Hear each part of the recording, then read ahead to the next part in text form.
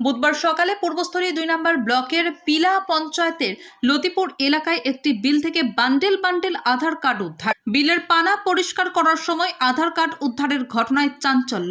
গতকাল থেকেই শুরু হয়েছে এসআইআর, আর তার পরের দিনই বিলের মধ্যে বস্তা বোঝায় আধার কার্ড উদ্ধারে এলাকায় জোর চাঞ্চল্য। জানা গিয়েছে, এদিন সকালে স্থানীয় এলাকার বাসিন্দারা কেউ মাঠের কাজে, কেউ আবার বিলের পানা পরিষ্কারের জন্য এলাকায় হাজির হয়েছিলেন। তখনই নজরে পড়ে একটি বস্তা এক ব্যক্তির। প্রথমে বস্তাটিকে দেখে মৃতদেহ মনে হলো, পরবর্তী সময়ে বস্তা খুলতেই বেরিয়ে আসে কয়েকশো আধার কার্ড। এলাকাবাসীরা জানাচ্ছেন, আধার কার্ডের ঠিকানা অনুযায়ী বেশিরভাগ আধার কার্ডই হামিদপুর পিলা এলাকার মানুষজনদের। কিভাবে এই এলাকায় আধার কার্ড এলো, এই নিয়ে সন্দিহান এলাকার মানুষ। ঘটনাস্থলে হাজির হয়ে আধার কার্ডগুলিকে উদ্ধার করে নিয়ে যায় পূর্বস্থলী থানার পুলিশ।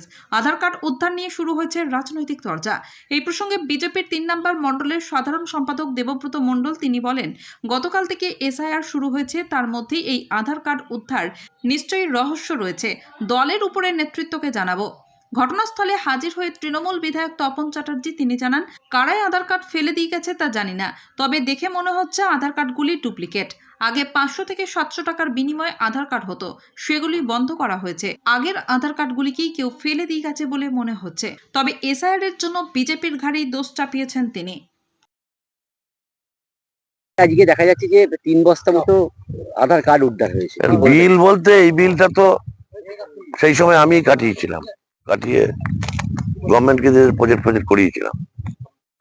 বিলে পাওয়া যায়নি, বিলের থেকে আমার মনে হয় 1/2 কিলোমিটার দূরে, যাই হোক অনেকটা দূরে। আমি শুনলাম 100 কটা আধার কার্ড, তাই তো নাকি?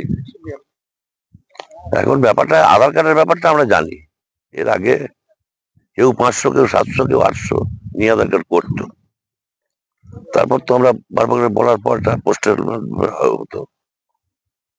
এখন আর আধার কার্ড ডুপ্লিকেট হয় না, এগুলো ডুপ্লিকেট কার্ড আমার মনে হচ্ছে। তাছাড়া ফেলবে কেন? আমার আধার কার্ড যদি অরিজিনাল থাকে তাহলে ফেলবো কেন? আমার মনে হচ্ছে ডুপ্লিকেট কার্ড। এগুলো অবৈধ। আমি তো তা আবার কি, অনেক দূর থেকে আমি এলাম। কিন্তু যে অভিযোগ উঠেছে এসআইআর শুরু হতেই ওই যে এখন তারা ভাবুক, কে কি করবে ভাবুক। যাদের 2002 এর ভোটার লিস্টে নাম নেই তারা থাকতে পারবে না কেন? তারা ভেবে নেই। না, যেটা অভিযোগ তার জন্য মমতা ব্যানার্জি চেষ্টা করছে একটা লোক যেন এখান থেকে না যায়। কিন্তু এসআরটা করেছে কারা? অমিত শাহ, তাই তো? অমিত শাহ কি বলছে? অমিত শাহ বলছে এখানে আমি ওই ভারতবর্ষের ভাত কাপড় দিয়ে পুষবো না, চলে যাও। না, যেটা অভিযোগ উঠছে যে এই এসআইআর এর জন্যই আতঙ্কে এই তা বলতে পারবো আধার কার্ড তা বলতে পারবো কেউ ফেলে গেছে। তাহলে 100টা ফেলবে কেন? তা তো আর অনেক ফেলবে। এটা বলতে পারবো না, কি করে জানবো? আমি হাত গুনবো? সে বলতে পারে। তাহলে খেলার কি কারণ বলে বলতে পারবো না, ডুপ্লিকেট কি জানতে পারলেন? এখানে এই কচুরি পানা সব বিলে আমাদের এই জমি আছে, সব মেগি ধানের চাষ হবে, এই বোরোর ধানের।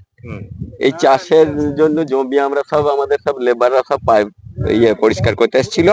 আমিও এই মাঠে এসেছিলাম, আমার কলাইয়ের জমি আছে, কলাইয়ের জমিতে ঘাস নিড়াতে এসেছিলাম। দিয়ে এমন সময় ওরা আমাকে ডাকলো, বললো কাকা দেখো কত টাকা পেয়েছি দেখুছে বস্তায়। প্রথমে ওরা মনে করে যে এটা কোনো লাশ টাস হবে, দিয়ে তারপরে তুলেছে কাস্তে ডগা করে, দিয়ে তুলে কেটে দেখছে অফুরন্ত আধার কার্ড।